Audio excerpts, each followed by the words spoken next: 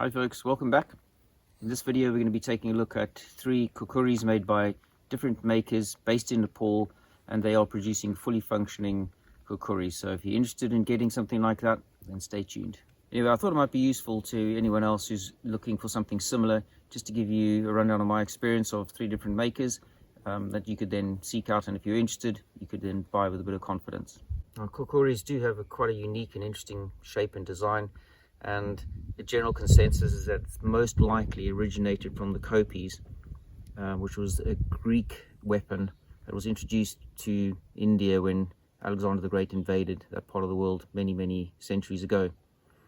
Since that time, I think it was just adopted as a fairly useful utilitarian tool, and from what I can gather, most villagers and people in the villages would have used this as their sort of utility tool. A bit like machetes and parangs are used in the jungles around the world, this would have been the tool they would have used for a number of domestic chores. So when I started my quest, I was looking more at the sort of military ones, because those are the Khukuris that I'd become aware of. And my first search led me to Tor Blades, and this was the first Khukuri I got. Now, Tor Blades are fairly well known online if you're looking for Khukuris. Now, this Khukuri that I bought is a military model, and I would say that in the main, Tora focus on exact replicas of military models. Now, the owner of the company has a number in his collection, and he works with blacksmiths in Nepal to make very accurate, fully functioning replicas of the various military models. This one I think is a Mark II, and I was interested because it's got a full tang, and it is quite a robust Khukuri, and in this instance is quite heavy and was more designed as a weapon rather than a utilitarian tool. Now, the model that Tora uses, they put Khukuris up on their website for sale, but they're based on a batch system, so they produce them in batches. I'm not sure how they decide what models are going to produce in that batch. Either way, you put your name on the list, and I think in my case, it was a few years ago now, it took about 3 months to arrive. So I was in a queue basically, and you can track your batch number and model and see what sort of due date you can expect, but you can't really just go onto the website and buy a particular model. You're restricted to what they are going to have available, and you put your name on the list for one of those models. So the next one that I looked for, because I wanted something that was a bit more useful, more utilitarian, and this was the Khukuri that I featured in a previous video from Great Gurkha Kukuri. Now, if you're interested in a bit more of the sort of functionality of this particular Khukuri, go and have a look at the other video. There's a lot more detail in that. But what I would say about this company, they were the quickest to deliver, I think within a week after purchasing. So they must have stock available. You select the one that you require off the website, and you pretty much get it within a week, shipped from Nepal, which is super speedy. I did have occasion to contact the owner of the company, and he was very quick to reply, and I was very impressed with the customer service. So I think if you're interested in this, they have a range of different models, both traditional and more modern, and some of more Western style knives as well.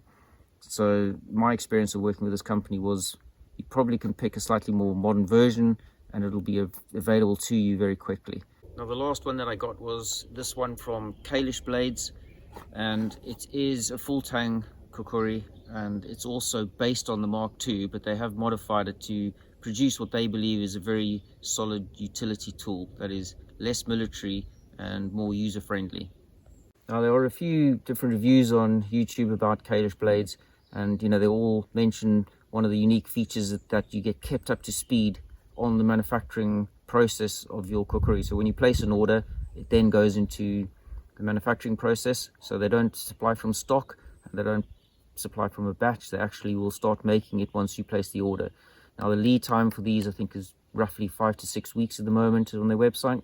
And another point that they make very clearly is that they believe that their heat treating process is one of the best, and that these are very solid and reliable blades for a variety of utility tasks. Now, although it's based on the Mark II, you can see the blade geometry is quite different. The military version has a much heavier front end, so they've lightened it off and they've made a lot slimmer blade.